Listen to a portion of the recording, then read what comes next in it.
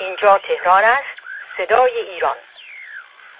به مناسبت تاجگذاری شاهنشاه آریامهر، کشور غرق در نور است.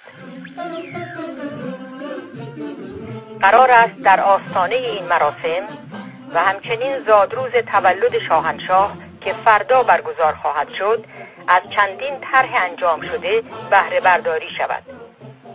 از جمله امشب 3 آبان ماه 1346 خانه اپرای تهران که به نام ترانه‌سرای نامی ایران ابو عبدالله رودکی نامیده شده، با حضور اعلیحضرتین افتتاح می‌گردد. این سالن بیش از 700 نفر گنجایش دارد و قرار است خانه فرهنگ و هنر ایران باشد. ما دل شدگان خسرو شیرین پناه